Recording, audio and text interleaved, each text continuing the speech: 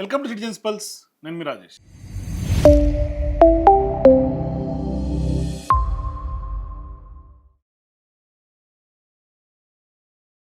ప్రజాపాలన ఇది తెలంగాణ సర్కార్ నినాదం. కానీ క్షేత్రస్థాయిలో ఆ పాలన ఉందా?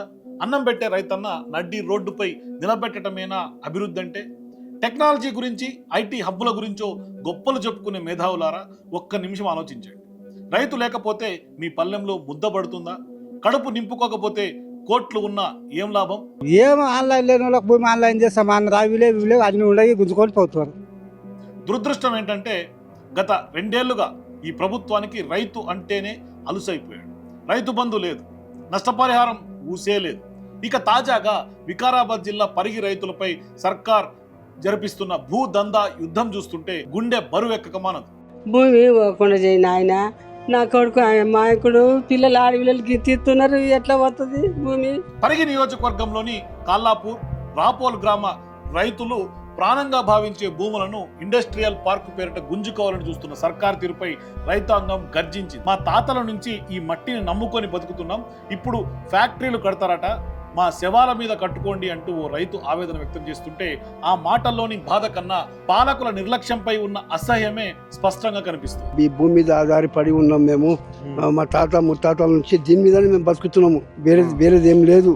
అత్యంత బాధాకరమైన విషయం ఏంటంటే ఇది సాక్షాత్ ముఖ్యమంత్రి గారి సొంత జిల్లా. మన జిల్లా, మనవాడు సీఎం అయ్యాడు, మన కష్టాలు తీరుతాయని సంబరపడ్డారు ఆ రైతులందరూ కూడా. కానీ అదే ముఖ్యమంత్రి ఇప్పుడు తమ ఉనికిని ప్రశ్నార్థకం చేస్తారని వారు కలలో కూడా ఊహించుకోలేదు.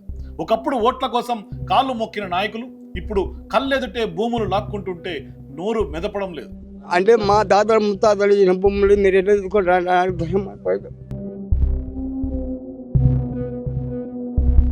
ప్రభుత్వానికి అసైన్డ్ భూములను, పట్టా భూములను వదలకుండా 1200 ఎకరాలను బలవంతంగా తీసుకోవటం ఏ రకమైన న్యాయం?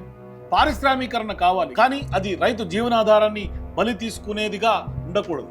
పచ్చని పొలాల్లో పొగలు నింపుకోవడం అభివృద్ధి కాదు, అది విధ్వంసం. ఇక ఇప్పుడు ఊళ్ళలోకి ఎవరిని రానివ్వం, ప్రాణ త్యాగానికైనా సిద్ధం, కానీ 1 ఇంచు భూమి కూడా ఇవ్వమంటూ రైతులు హెచ్చరికలు జారీ చేస్తూ ఉన్నారు. ఫైనల్ గా రైతుల తరఫున మేము చెప్పేది ఒకటి: మట్టిని నమ్ముకున్న రైతు తలుచుకుంటే సింహాసనాలు కదులుతాయి. వారి ఆక్రందనలు విననంతగా అధికార గర్వం పెరిగితే దానికి ఖచ్చితంగా పతనం కూడా అంతే వేగంగా ఉంటుంది. పరిగి రైతులు భూ పోరాటం ఇప్పుడు కేవలం ఒక జిల్లా సమస్య మాత్రమే కాదు, అది అన్నదాతల ఆత్మగౌరవ పోరాటం. ఇప్పటికే మధు పార్క్, వెలుగుమట్ల భూముల రూపంలో మీకు చాలా వ్యతిరేకత వచ్చింది. అసలే ఇది పోరాటాల గడ్డ, ఉద్యమాలు చేసి సాధించుకున్న తెలంగాణ గడ్డ. అందుకే అన్యాయం జరిగితే ఉద్యమం రూపంలో ఇక్కడ ప్రజలు బుద్ధి చెబుతారు. రైతుల భూములు లాక్కొని ఇండస్ట్రియల్ కడదామంటున్న రేవంత్ సర్కార్ పై మీ కామెంట్ తెలియజేయండి. For more videos please watch citizens pulse.